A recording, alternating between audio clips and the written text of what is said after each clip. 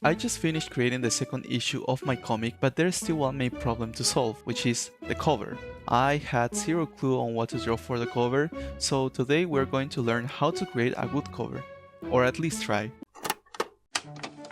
Before starting to draw the cover, we need to think on some key important questions for the concept of the cover. The first one would be, what story am I selling? In my case, it's going to be an action comic. This second issue will tell more about the characters, showcasing some character development, introducing new characters, and as well as weapons that they're going to use. Once we know the story, it's time to ask ourselves what emotion we want the reader to feel. Is it fear? Is it excitement? Sadness? In my case, based on the story I'm trying to tell in this second issue, I want the reader to feel excitement and intensity. And for the last thing to think about is, what is the main focus of the cover? Is it the main character? Is it the villain? Is it an object or maybe a specific location? So far we know that in this second issue we will introduce new characters as well as new weapons. So maybe my main focus should be the main characters introduced and showcasing the weapons in the cover. Now that we have the clear story, the emotion and the focus, we can start by creating our first new layouts. So when it comes to creating layouts for your cover, we need to think only of the main composition. We don't need to think about the proportions or perspective that much. You don't want to be caught in the small little details right now, because the only important thing that you need to focus is only the composition itself. To avoid any unnecessary details in this stage, try to zoom out of the canvas and in that way we will only worry about the big shapes and not the little small details of each single character, or like the proportions and any other stuff that it's not important. Always keep in mind where the title will be. Don't put any important elements where the title will be placed.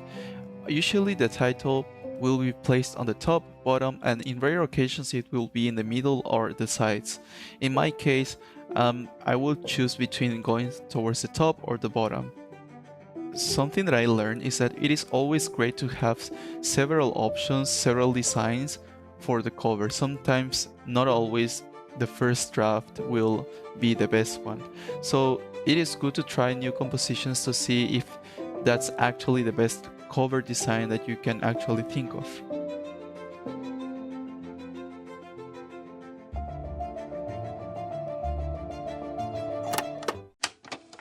Now that the layouts are done, I don't need to worry much about the composition. And once our layouts are done, it's time to choose one of the layouts and start cleaning the roughs. Obviously, not always the composition will be 100% well done. Sometimes we will end up fixing things when we're cleaning the pencils. Could be because of proportions, could be because of perspective. Feel free to also keep moving things around, even though you already have the composition done. The changes should be most of the time minimal though.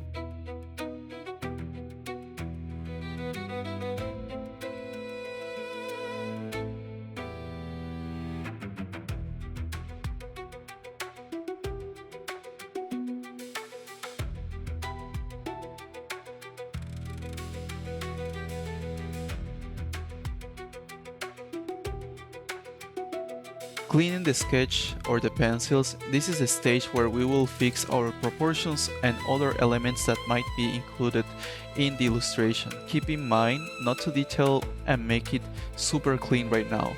This is supposed to be a base for your inks.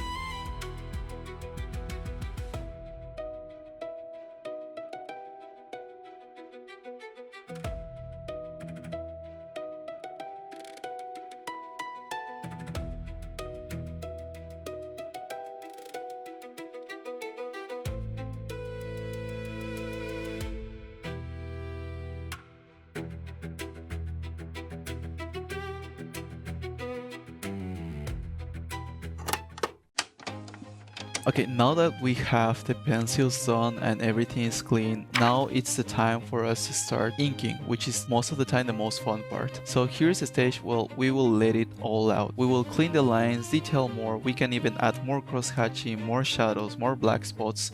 It depends on you and depends on your style. In my case, I won't be adding much black spots, but some cross-hatch here and there.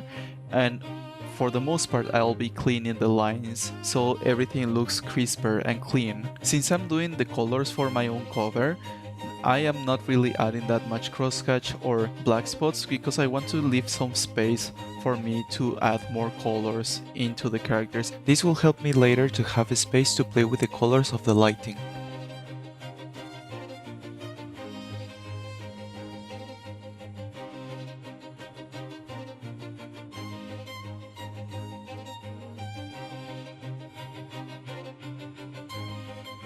If you are also like me who struggles with drawing guns, something I found out is that adding more extra lines or doubling the lines helps to bring more volume as well as detail.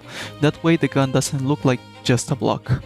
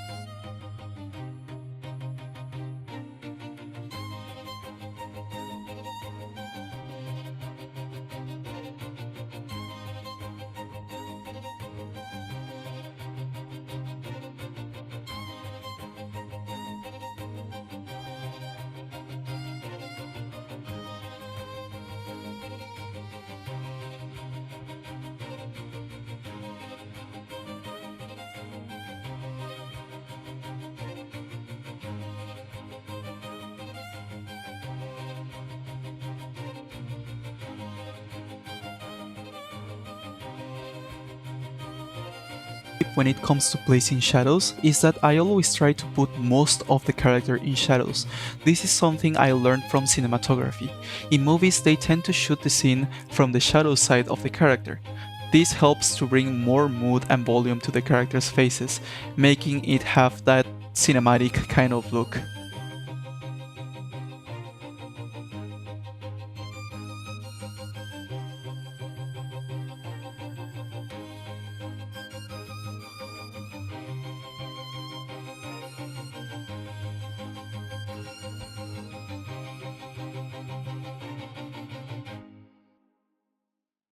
And this would be the end result for our black and white cover. Now I know we are still missing the colors for the cover, but I thought maybe it was a better idea to create a separate video where I explain a bit more in depth the coloring stage. So let me know in the comments and subscribe if you want to see the next tutorial. Now, I have a small announcement to do. For those who are interested, Chapter 1 and Chapter 2 are now available to read for free in Global Comics. I hope you enjoy the story as well as the art because a lot of effort was put into this work. Thank you so much to all of those who joined the streaming and watched me finish until the end the entire Chapter 2 of my comic. If it wasn't for you guys, I would probably have given up again. Thank you so much again.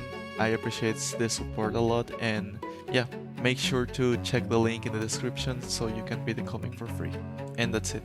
I guess I'll see you in the next tutorial. Bye.